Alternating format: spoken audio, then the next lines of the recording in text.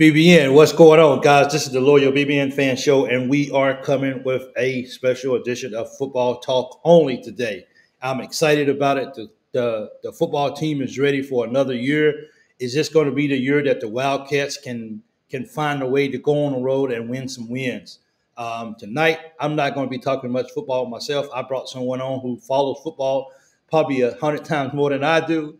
And I'm very happy to have this guy on it. Me and him, we follow each other on X, and I watch him, and I tell you, the guy is spot on with his football news, and he's always willing to talk about football. So I asked him if he would come on and join me so he can give me and us his insight of what's going on with Kentucky football today and what's his outlook for the season.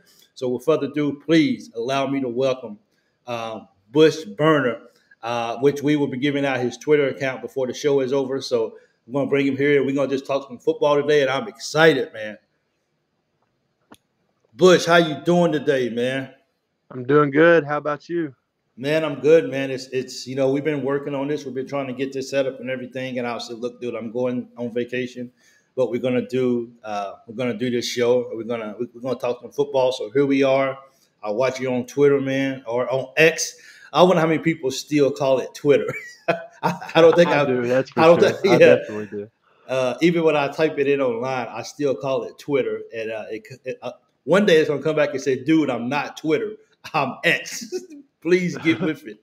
But, hey, it's really I'm really happy to finally get you on here so we can talk football. I see that you're very, very active on X. And I was like, hey, I got to get this guy on, see if he can come on and talk football for us and just kind of enlighten us what's going on and kind of keep us up to date. And, man, I'm so happy to have you on. I appreciate you taking the time out.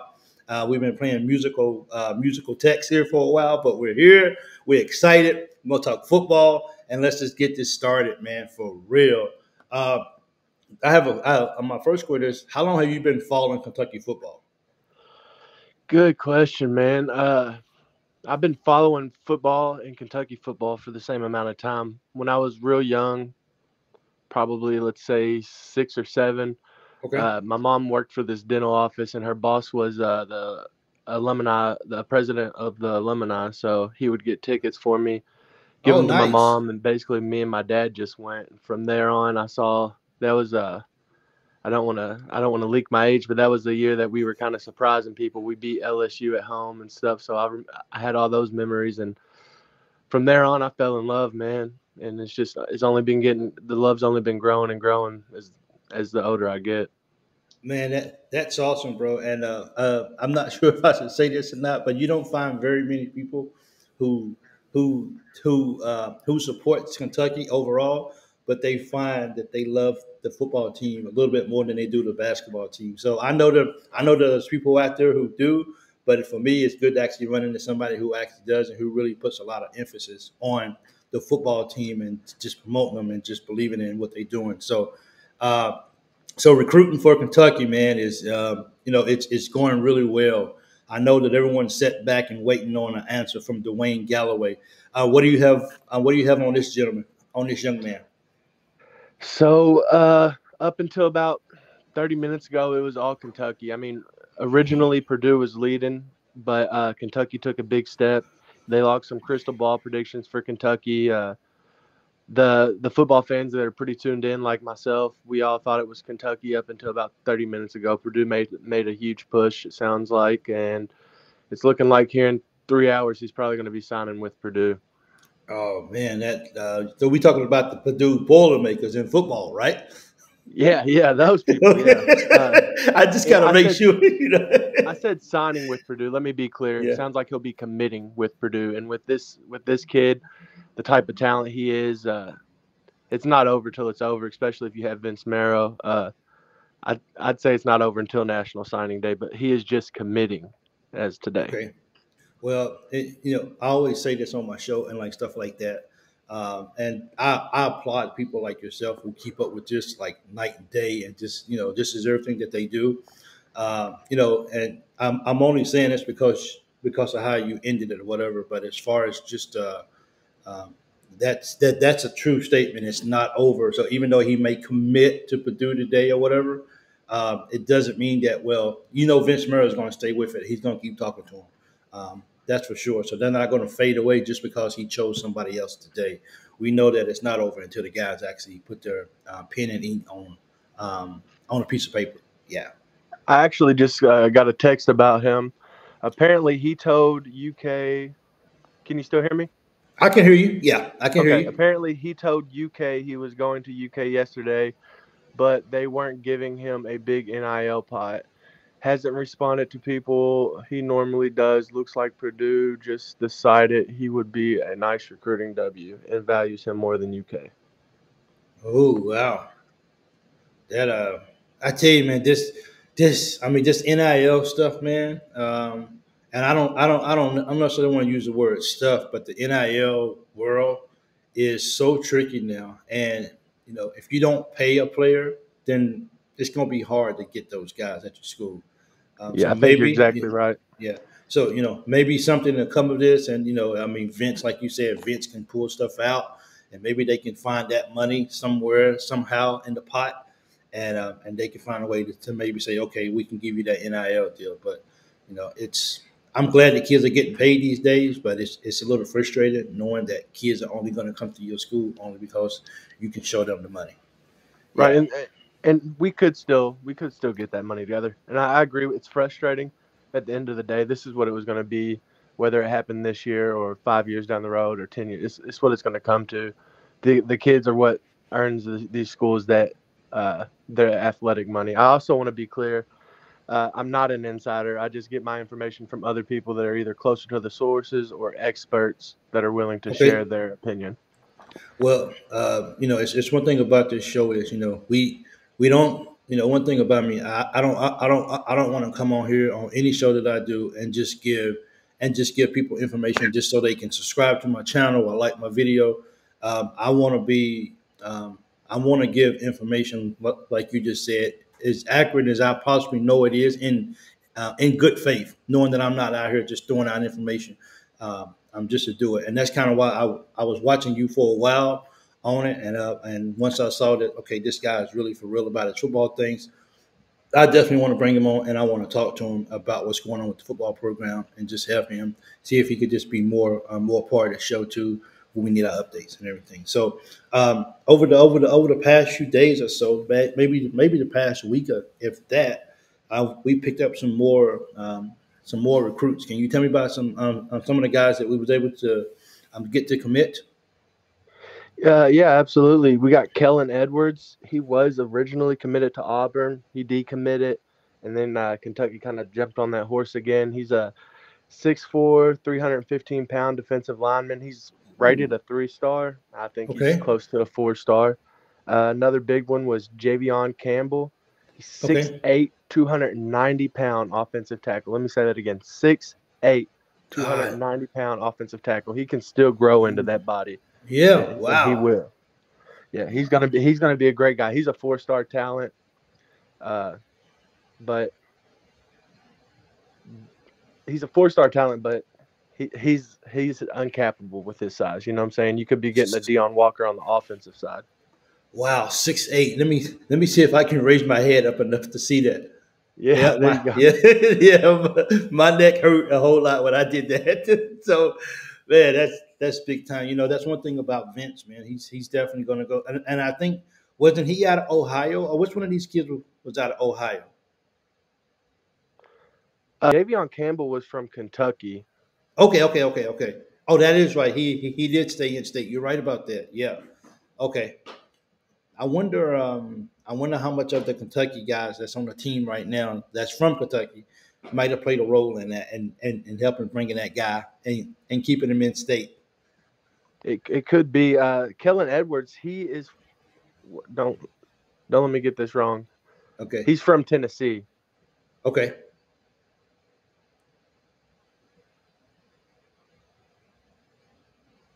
I think we may have lost our connection there for a second. Let me see if we can get that back in here. Uh, Apologies for the audio problems. Hopefully, Bush, you back with us? Yeah, can you hear me? I can hear you now. Yeah, I think it dropped off a little bit. So we left off with Kellen, maybe from Tennessee. Yeah, Kalen Edwards. He's from Tennessee. Okay, that's cool. So that's always a Yahtzee, as they and I hope I pronounce it right. I don't think I say it on air very often, so I hope I actually pronounced that correctly. But I don't want to butcher it. Like, hey man, don't ever use that word again. You didn't do it right. No, you did it. You did exactly right. Yahtzee. So I'm hoping that I got that right as well too. Man, okay. There's one thing about me, man. I've been gone from Kentucky for many years, as far as living and growing up there. But my accent and stuff, it still stays with me a lot. So, well, look, man, we got it's already out there. Kentucky has probably the fourth hardest schedule in the nation, if I'm correct by saying that. You can correct me. Um, we got the fourth hardest schedule in the nation, so it's going to be a very very hard year. Going into the year, we still have a lot of questions. Well, we have a few question marks, and nothing is bigger than a question mark is with the running back situation. That seems to be a position with uncertainty. Can you enlighten us on what's going on with with the running back room? Yeah, absolutely. So I think it's going to be ran by a committee this year. I know we saw Ray Davis go off last year. I think that was kind of the plan at the beginning of the season last year, was it was going to be somewhat of a committee. I Okay. think we're going into this year with the same expectations. You got Chip Trayanum. He's probably going to be your number one back if we were to number him. Okay. Uh, he's got the most he's got the most hype behind him right now. He's 5'11", 233 pounds. He's a Ooh. transfer out of Ohio State. Ooh. He's going to be wearing number 0 this year. Okay. Keep your eyes on him. Definitely some high sides with him, but he's a bruiser back. He's the type of back that wants to run through you rather than around you, if you know what I'm saying. Oh, absolutely. Yeah, he's going to take the pain to you. Absolutely, yeah. He's going to bring the pain. He's not taking any of it. You know what I Yeah. mean? Then at the number 2 spot, I'd say 𝐒𝐿 𝐂𝐑𝐈𝐏𝐍𝐿, DSK. He's been with us. He was with us last year. He was from NC State.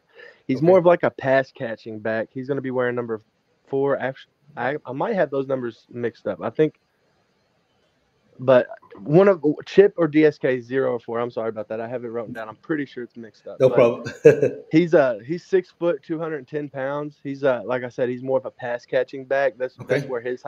That's where his value is. Uh, he can run the ball, absolutely. He can run the ball, but more so of a pass catching back. And then I want everyone that's listening to keep their eyes on number 26, Jason Patterson. He's a true freshman, 5'10", 203 pounds, and he looks the part.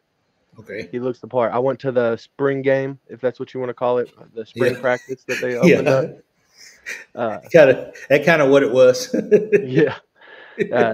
He looked amazing there, man. Awesome. He looks very awesome. And then also, I just want to say honorable mention that we could see from him is Jamarian Wilcox. If y'all don't remember him, he had a lot of hype coming about him when he came to Kentucky a few years ago. He's number 10. He's 5'10", 184. I just don't think he had – I think the only reason we haven't seen him out on the field is he doesn't have that SEC size. And if I Oh was the yeah. offensive coordinator, I couldn't play a running back that couldn't pick up a block for my quarterback. Oh no. Oh no. I mean, no. We know how that is when we have quarterbacks who stay on the ground all the time. It does us no good. So, Yeah. oh But you man. never know. He's one of those kids that are very athletic. You could see him just being able to run with the ball so good that you can't keep him off the field. One of Okay. those situations. Well, hopefully the new offensive coordinator Bush can definitely draw up something that can maybe get him involved. That would be best for him. That they can use his talent. I hate to see good talent on the sideline just because of your size. If you can play ball and if you recruited me for the SEC, then find a way to involve me, if all possible. Exactly. And there's got to be something there. He didn't hit the transfer portal. That's where my hopes at with him. That and with the transfer portal, if you get if you can convince the guys to stay in, then that's always a good sign right there that maybe something good is on the horizon. Because it's very rare that a guy wants to stick at the school and fight his way until he gets his opportunity. People are Exactly. leaving so fast and so often that it's like it's hard to keep people because I want to be on the field right now and I don't want to wait. Um, Quarterback situation, man. I tell you, this is so vital for us this year. We need quarterback play like we never needed quarterback play before. So Vandagrif is coming in. He has little game time experience. Why is there so much hype around him? Does coming from Georgia add to that hype? Yeah, I hope you can still hear me. I had to move I to a different can't. room. My No, no, dog no. started barking. It's all good. Yeah. So the Brock Vandagrif hype, some of it definitely comes because he's coming from Georgia. Not only that, think about the time frame that he was at Georgia and how the quarterbacks did that were in front of him. He's also a 5-star talent coming out of high school. The teams that he was on at Georgia, they had great runs, won a national championship. I mean, and he was beat out by their number one guys both years. So Okay. I've read reports or whatever from Georgia. He hit the portal, and I'm pretty sure we knew we were going to go after him before he was even in the portal. The hype's definitely there. He's got a big arm, he can throw it, and he's probably the best prospect coming out of high school that Kentucky has landed. Okay. Obviously, he went to Georgia first, but since Tim Couch or Drew Barker. Oh wow, he's that level of a player. I see then, huh? Yes, sir. Hopefully, we're Um, hoping so. Drew Barker didn't pan out as we expected, but yeah. yeah. So how's he on his feet? Can he move? If he got to tuck the ball and go, what is your expectations in that area? If he's got to tuck the ball and go, he's doing it. He's not thinking twice about it. He's very mobile. He can get out of the pocket easy. He can Okay. throw on the run to a pretty good extent, and Okay. he can get yards on you in the ground. I don't know if you remember or the fans remember when we played Georgia last year. They put him in at the end, and he kind of showed his skill case. You can definitely tell he can run the ball, and from what I've seen at the spring game, it looks like we're going to implement that into our offense. Okay. Yeah. Because we're gonna need that. Kentucky's built on running the football as well too. So if he can add if he can add a third dimension or whatever to the running game and being that threat, where you gotta have somebody who's watching him at all times, and they can't cheat off of him because he can't run the ball because he's not mobile. That makes a really big difference as well too, and it helps. It helps in the secondary with our receivers. Um, Yes, it helps in the secondary. It helps with the offensive line because they're not going to be able to send as many guys to a blitz if he can. You know what I'm saying? If your quarterback can get yeah, out on the outside, they're going to want to keep their guys focused in on the quarterback rather than blitzing. But that's kind of hard to explain, really. But it's something a lot of people overlook is how much that can help your offensive line is if your quarterback can get out on his feet. oh, that makes a tremendous difference. It really does, and now people have to account for him, and you can't just be like just go go go because he's going to sit in the pocket and he's not going to get outside and he's not going to try to run the ball.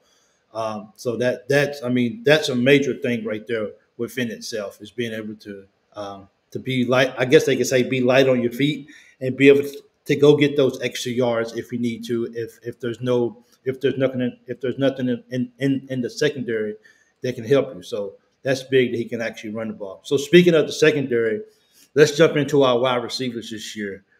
What are we going to do, man? Are we going to is our wide receivers? We know that especially for Brown and Key, they both had great freshman years. They didn't really do all of that great. They dropped a lot of balls last year as sophomores. What are we expecting from now? I think our receiver room is probably our strongest thing we got going for us right now. But like, are our guys going to catch the ball this year and then be able to get upfield?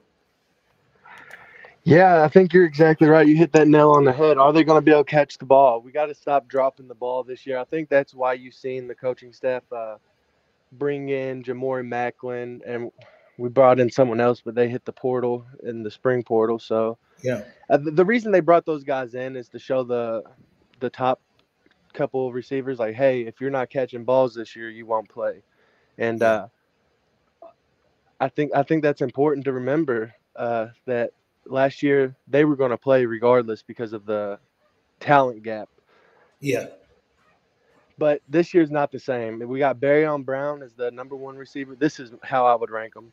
Uh, Dane Key as the number two, Jamori Macklin, number three, and then Anthony Brown Stevenson, number five. Then keep your eyes on freshman Hardly Gilmore. He made a lot of news out of spring practice and their spring game as well. And then Fred Ferrier. That rounds out my top 6. Okay. That seems like that's going to be that could be that a deep receiving room. But it also what it does is, and this is just me kind of looking at it from my perspective. When you can bring in somebody, or when you have a room, a wide receiver room that can be deep, that puts pressure on your 1 and 2 guys that said, "Hey, you have got to perform. Like you got to catch that ball." And all these passes, was it a quarterback thing? But a lot of balls hit them in the hand last year, and they just couldn't bring it in. They dropped a lot. So definitely a lot of competition makes everyone better, but it also makes you take responsibility for if I can't perform, then I got to step aside and I got to let the next guy come up and I got to let him give him a chance too. So I definitely got to perform at a high level. So we're looking forward to that. We're looking forward to Brock being able to get the ball downfield to our receivers, and not just that, but actually catch the ball. And let's see what we can do in the end, on the back end. Yeah, another thing to keep your eye on or to think about is, I'm sure we've all heard of sophomore slumps. I think that might have been a real possibility of what was going on. Yes. I know there's a lot of people that don't believe in the sophomore slump, but I'm not sure. I've never been to college, but I think it's a possibility that could be what was going on. That could be. Now, is this sophomore Nick Richards? Yeah, I mean, absolutely. People that come in and they have such a great first year, and then they kind of take a step back because maybe they feel like they don't have to work as good. Maybe they just feel like that, hey, I was this good last year, I'm automatically going to be good this year. So their mind's not in it. They don't work as hard. It really was bad that we have both guys that didn't have a major sophomore year jumping from a freshman. So hopefully they can have this major year as juniors and catch some balls and let's win some ball games for sure. I'm trying to think. I'm not sure if I even asked this question. I have great belief in Barryon Brown and Danke that they won't have the same year as last year. I think the questions are going to be at, like we started talking about, running back and quarterback. Yeah. I'm looking forward to that. I am, and I think people who actually watch the games and people who especially go to game, it's always exciting when those guys can catch those balls and get up and down the field. I think that's something that really gets the crowd into it. And if you can do that, if you can do that often and early, then I think you kind of get that crowd going, you kind of get that emotion going, and hopefully you can ride that. You can ride that coattail, and something can definitely come out of that because of you guys catching the ball and the crowd getting into it as well too. We are returning 18 of our 22 starters from last year. You can correct me if I'm wrong too. We're returning 18 of our 20. Is that a true statement? I do believe you are correct with that. 18 of our 22 starters. Yeah. So we're returning 18 of our 22 starters. And for me, if I'm unsure about something, I have no problem. My pride says ask, because like I said before, I want to make sure that we can, that we're putting out the right information. And I've been known to be wrong once or twice in my life. So I just want to make sure that I'm doing the right thing. But anyway, we're returning 18 of our 22 starters from last year. If that's enough, is that enough with a few additions to get an upset win this year on the road? I think we got Ole Miss, we got Tennessee, we got Texas, and we got one more on the road. We got Tennessee, Ole Miss, Texas, and there's one more that we play on the road. I can't remember who that is. Tennessee, Ole Miss, Texas. There's one more. I'm blanking. I think I think there's one more. I can't remember that last one because I know Ole Miss is our first one, but I think we got one more that's on the road too. I'm actually looking. Is it South Carolina, or do we play South Carolina at home? South Carolina is the second game of the season at home. At home, yeah. Okay. Now I'm feeling like I don't know the schedule that much. I could have sworn, man. We got time before the season starts. Yeah, we got time, but I could have sworn we played four tough games on the road. But anyway, do we have with the players we got coming back, with the players that we brought in, can we go on the road and get a tough win? And if so, who would you say that win is against? Oh, okay. So I do want to add in. Yeah, we do. We're keeping a. I'm going to say about because we're not sure about 18 of our 22 starters. Okay. We're also adding 6 potential starters or guaranteed starters to the roster through the transfer portal. It's Yes. Dumas Johnson. Dumas Johnson is from Georgia. He's a linebacker. Oh, that's Very good right. get for Kentucky. Yeah, that is right. And then DJ Waller, he was from the championship team over at Michigan. He played cornerback and safety. He's coming over to Kentucky. I'd expect him to play cornerback. Okay. Christian Story, he's a diesel safety. Dude is just built. He's coming over from Alabama. And then we have Brock Vandagrif, who I'm saying is a starter, obviously. He's coming over from Georgia. Then we have Trip Trainum. He's coming over from Ohio State. And what I like about all those 5 players, they're coming from quote-unquote football schools. Yeah. And we also added Jamori Macklin at receiver. He was one of the most sought-after receivers in the transfer portal class. He's coming from Northern Texas, I believe. And then also we added a quarterback named Gavin Winsett. He's I don't see him taking Brock Vandergriff's spot, but I see him playing. If that makes any sense to you, I see him being like a gadget guy. Okay. So that's 7 people right there that I foresee playing snaps for Kentucky, a decent amount of snaps, and at the right time. With Gavin Winsett, maybe not the amount of snaps, but I could foresee him getting a couple touchdowns just because of his playmaking ability down at the goal line and on third downs and stuff. Okay, and we also my screen just went off. Sorry about that. You could probably the and also don't forget about we got the offensive tackle from Mincy from Tennessee. Absolutely, yeah. If there's one thing the staff does well, it's that transfer portal, man. Yeah, that's big, man. Yeah, and he knows how to play. Tennessee's always got good offensive linemen, like stuff like that. So to be able to go get him and bring him in as well too, that's pretty big to be able to do that too. So do you see us getting any upsets this year on the road? Yeah. So I don't know about on the road. I broke my schedule down a little bit different. There's 8 games that I think are going to be, if I'm scaling them on like D would be an easy game and an A would be a hard game. I think we have 4 A games. That would be Ole Miss, that would be Texas, that would be Tennessee, that would be Georgia. Now, if I'm thinking, could we upset one of those 3 out of 4? I agree we could, especially with the talent coming that we brought in from the transfer portal and our returning talent. Our defense is going to be crazy this year, possibly one of the best defenses under Stoops' era, if not ever. There's a chance there, like legitimately a chance. So I'd say, yeah, we have a chance at doing that. I don't think it's Georgia or Texas. So then it's down between Tennessee and Ole Miss. The thing with Ole Miss is they have probably one of the most talented teams in college football right now. It's all up how they bowed together and how they play together. I think we could beat them if that's a scenario that they're not playing good together. And then Tennessee, it's hard to call a win because of recency. But, I mean, it's been so close past couple of years. We got to do it eventually. So I'd go Tennessee or Ole Miss. Yeah, I think I was leaning towards too. And, a lot of even the media, they've been putting a lot of hype on Ole Miss. And they even got Ole Miss being – I've even heard someone say that Ole Miss is probably better than Alabama this year.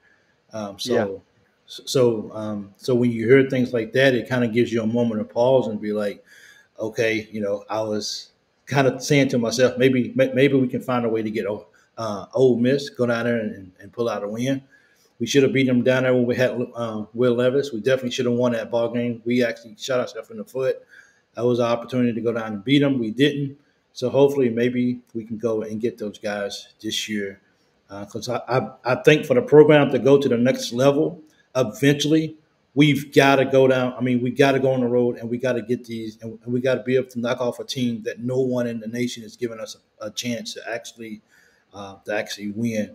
Do you have us continue to beat Florida? This year, yes, absolutely. I don't see Florida doing much this year. Okay. I don't. Also, I want to say Texas might be a possibility too. We've never seen them play this strength of a schedule. They're in the SEC now. Yeah. We get them towards the end of the season. Who knows what could happen? You know. Injuries because they're gonna be banged up. That's for sure. This is big boy football, and welcome Texas and Oklahoma. We'll show you the right way for sure. So I guess as a Kentucky fan, people might be like, "Hey man, slow down for a second. You're Kentucky. Wait, Yeah, don't yeah. you know?" But definitely, I really feel like that Kentucky. Hopefully this year, and you just talking about some of these guys that we brought in the transfer portal. I tell you, man, it gives me a sense of excitement because sometimes with everything that's going on in basketball, sometimes we forget what's going on in football and who we brought in and the possibilities. But now that you're sitting here actually talking about it, bringing up where these guys came from and what they did, that for sure makes me very excited. I hate that I won't be able to be home and watch the games in real time. I guess I have to be over here and watch it, but I'm definitely looking forward to a football year and hoping that the success is there. And I hope the guys out there they hold each other accountable and they push them to be the better version of themselves than some of them was last year. So I'm definitely looking forward to that. Yeah, me too, man. We this team has potential. I'm telling you. Probably one of the most talented teams Kentucky's ever had. I'd say top five, and I'm talking on paper talent. Obviously, we haven't seen the results. You still got a game of football to play for each of these Yeah, teams that we go up against. But on talent paper is up there this year, man. It was up there before we hit the transfer portal class, and it only got better. There's definitely a lot to be excited about for football in Lexington. I am definitely excited about college football, and I know a lot of people are ready. This is a slow period, so we know everyone's sitting back and waiting. I always see you do this. I'm not. I was wondering if I was going to ask this or not because of the way that the videos go, whatever. But as of today, how many more days we got until football? As of today, we got, oh man, 55 after today. Okay. Yeah. So if you watch this video tomorrow or the day after, then you do the math, okay? Yeah, or do the you math or go follow me. I'll let you know every morning how many days we got till kickoff. It's a really exciting countdown post for me to do yeah. personally. I'm thinking the fans are starting to catch on to it. And I've also given away one autographed football by the Kentucky football team. I'll be doing a second autographed football giveaway on the 15-day mark. So 15 days till kickoff, I'll launch another giveaway. So y'all tune in to that. Well, that's awesome, but it's going to be hard to tune in if you don't tell them how to follow you on X. Good point, man. So you can follow me on X by typing in Bush Hamden Parody, or you can put the @ Bush Hamden _ UK. Just for some clarity on that, my account's completely a parody account. I just made the account a parody account to keep some. It's easier to grow a following that way, and honestly, it's better for certain people to have a parody account. It's Okay. been very fun growing that account. I want to continue to grow that account, and it's at Bush Hamden _ UK. That's awesome right there, man. And I'll definitely make sure that I put his link, his name in the description down low as well too. So hey, Bush, thank you so much, man, for coming on today. I really appreciate your time. Look, this can't be the last time that I bring you on. Okay, I gotta have a go-to guy for my football stuff. So I hope that we can work together more. I hope that I can bring you on more. And I definitely appreciate you coming on, taking the time to talk football with us. And I think if you're not excited about football before you started watching this, hopefully Bush just came on here and has riled up something inside of you that says, let's go Cats. And I appreciate you sticking around and hanging out with me today.